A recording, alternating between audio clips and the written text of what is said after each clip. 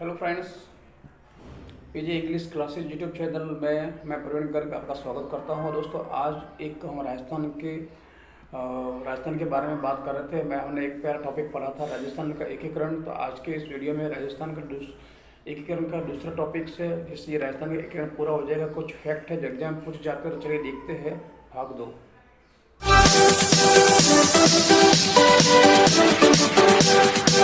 तो चलिए फ्रेंड्स, पढ़ते हैं आज राजस्थान का एकीकरण का दूसरा चरण। मैंने आपको तारीख सिखा दी थी कैसे याद करना है, मैंने चरण बताए थे आपको। आज कुछ फैक्ट है जो एग्ज़ाम की दृष्टि से बहुत महत्वपूर्ण है, जो एग्ज़ाम में आ सकते हैं, उसके बारे में बात करते हैं फ्रेंड्स। तो हमारा पहला चरण था, वो था मत्स्य संघ, जिसको मैंने कहा था कि इसमें ABCD, A for Alwar, B for Bharatpur, C for Karauli और D फॉर धौलपुर, ये 4 जिले मत्स्य संघ में शामिल हो गए थे। तो देखो यहाँ पर दोस्तों, यहाँ पर ठिकाना था, ठीक है। तो ठिकाना कौन सा था? निमराना, जो शामिल हो गया था। अब इसका उद्घाटन हुआ था, क्योंकि दोस्तों इनमें से होगा उद्घाटन वगैरह, क्योंकि जिले यही थे। तो उद्घाटन हुआ था भरतपुर के लोहगढ़ में, उसका उद्घाटन हुआ था। अब दोस्तों यहाँ पर जो राज्य प्रमुख बनेगा, राज्य प्रमुख कौन बनेगा? जिसकी ताकत ज़्यादा होगी, जो ताकत वो ज़्यादा होगा। तो यहाँ पर उदयभान सिंह को राज्य प्रमुख बनाया गया, जो कहाँ के थे? धौलपुर के थे, क्योंकि उसके धौलपुर एक अलग से ही मतलब समृद्धशाली था। प्रधानमंत्री किसको बनाया गया? शोभाराम कुमावत को, जो कहाँ के थे? अलवर के थे। और इसको ये मत्स्य संघ जो नाम दिया, ये प्रश्न कई बार एग्जाम पूछा गया है कि मत्स्य संघ को जो नाम दिया किसकी सिफारिश पे दिया गया था? KM मुंशी की सिफारिश पे। तो आपको ये 4 फैक्ट मालूम पड़ गए। आपको खास ध्यान रखना है, ABCD, A for Alwar, B for Bharatpur, C for Karauli, Dholpur. ठिकाना निमराना था। उद्घाटन भरतपुर में हुआ, लोहगढ़ में। राज्य प्रमुख उदयभान सिंह, जो धौलपुर के, उनको बनाया गया। प्रधानमंत्री अलवर के थे, शोभाराम कुमावत को बनाया गया। और KM मुंशी थे, वो इनके नाम देने वाले थे। तो ये तो हो गया हमारा आपका पहला चरण। और देखते हैं दूसरा चरण। देखिए दोस्तों, दूसरा चरण था, मैंने ये कहा था कि सारे के सारे राजस्थान के जो पूर्वी जिले थे वही सारे के सारे शामिल हो गए थे। ये राजस्थान है, तो यहाँ जो जिले थे वो सारे शामिल हो गए थे, जिसकी मैं ट्रिक बताई थी। कोबू, बांकी, झाड़ू, परसाटो, कोटा, बूंदी, बांसवाड़ा, किशनगढ़, झालावाड़, डूंगरपुर, प्रतापगढ़, शाहपुरा और टोंक। तो यहाँ पर जो ठिकाना था वो था, पहले आया था कुशलगढ़ आया था, फिर लावा शामिल हुआ है, ठीक है दोस्तों। तो यहाँ पर मालूम पड़ जाएगा कि यहाँ पहला ठिकाना था वो निमराना। 3 ठिकाने थे, निमराना, लावा और कुशलगढ़। निमराना पहले शामिल हो गया, और कुशलगढ़ जो लावा थे ये दूसरे चरण में शामिल हो गए थे।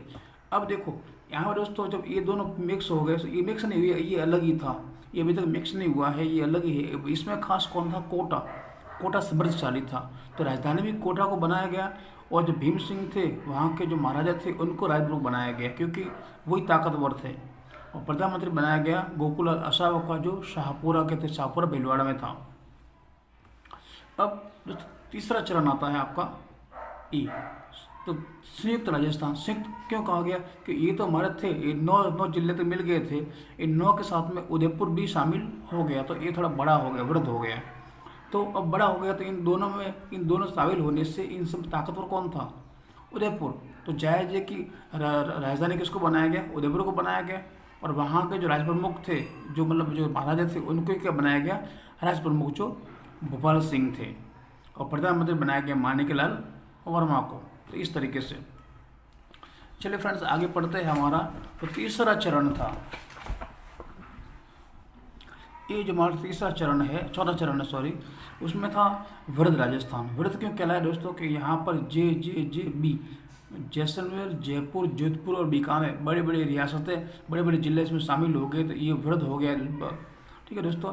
तो यहाँ पर राजधानी किसको बनाया गया? जयपुर को, क्योंकि सब शामिल होने से 9 तो वो, 10वां उदयपुर और 4 ये, तो 14 हो गए। तो 14 में से जो ताकतवर था वो जयपुर ही था। और ये जयपुर किसके समिति की सिफारिश पर बनाया गया? सत्यनारायण समिति की सिफारिश पे। तो राज्य प्रमुख किसको बनाया गया? जयपुर के बनेगा। तो राज्य प्रमुख सही मान सिंह जो महाराजा थे उनको बनाया गया। लेकिन भोपाल सिंह की मेवाड़ भी अपने आप में एक बड़ा ठिकाना था, उसमें बड़ा मतलब ठिकाना क्या, बड़ा राज घराना था। तो उसमें राज्य प्रमुख भी किसको बनाया गया? उपराष्ट्रपति बनाया गया भूपाल सिंह को, तो दोनों खुश हो गए। और प्रधानमंत्री बनाया गया हीरालाल शास्त्री को, जो पहले राजस्थान के पहले मनोनीत थे ये। और उसी दिन ही इन्होंने निश्चय कर दिया कि हम 30 मार्च को राजस्थान दिवस मनाएंगे। तो यहाँ से राजस्थान दिवस मना रहे, क्योंकि लगभग आधा राजस्थान मिल चुका था। अब यहाँ पर कुछ विभाग बनाए गए इस चौथे चरण में। तो उच्च न्यायालय जोधपुर में स्थापित किया गया, कृषि विभाग भरतपुर में स्थापित किया गया, खनिज विभाग उदयपुर में शामिल किया गया, शिक्षा विभाग बीकानेर में शामिल किया गया और वन विभाग कोटा में शामिल किया गया। अब आता है पांचवा चरण। पांचवा में दोस्तों ये मत्स्य संघ को लगा के नहीं हम अकेले हैं, तो वो भी मिल गया इसके साथ। तो 14 तो ये थे, मत्स्य संघ के 4 जिले और मिल गए, तो 19 हो गए। तो ये मत्स्य संघ शामिल हो गया, किसकी सिफारिश पर? शंकर राव देश समिति की सिफारिश पर। और राजधानी तो आजीवन जयपुर ही रही और राज्य प्रमुख भी जयपुर रही, क्योंकि कितने भी जिले मिल जाए, लेकिन जयपुर से ताकतवर कोई नहीं था। ठीक है दोस्तों, तो राजधानी जयपुर को ही रखा, प्रधानमंत्री हीरालाल शास्त्री को रखा और राज्य प्रमुख सवाई मान सिंह को ही रखा। अब आते हैं छठा चरण। तो छठा चरण में इसको राजस्थान संघ का नाम दे दिया गया कि लगभग सारे जिले आ गए थे। इसमें सिरू जोड़ा गया, लेकिन दिलवाड़ा माउंट आबू और अजमेर मेरठ हमको नहीं दिया गया था।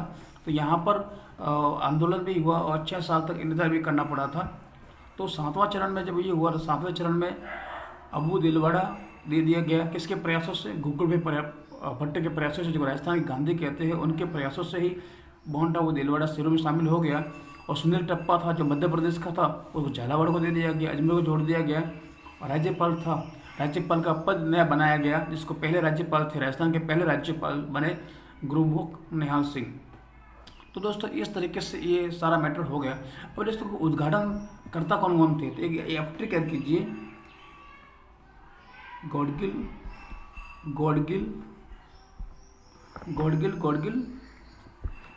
चाचा पटेल, गौडगिल चाचा पटेल। एक ट्रिक है, इसको याद कीजिए। पहला चरण हुआ तभी गौडगिल ही था, दूसरा चरण हुआ तभी गौडगिल था, तीसरा चरण नेहरू साहब था और चौथे चरण में सरदार वल्लभ भाई पटेल। पहला चरण मत्स्य संघ, पूर्वी राजस्थान, भरत राजस्थान और ये थे 4 थे, तो इसमें उद्घाटन करता हो गए। इस तरह का आए फ्रेंड्स, आपको समझ में आ गया होगा। अगर आ गया है तो दोस्तों कहने की जरूरत नहीं है, शेयर कीजिए, लाइक कीजिए, सब्सक्राइब कीजिए। फिर मिलेंगे नेक्स्ट वीडियो के साथ में, तब तक के लिए थैंक यू, बाय बाय।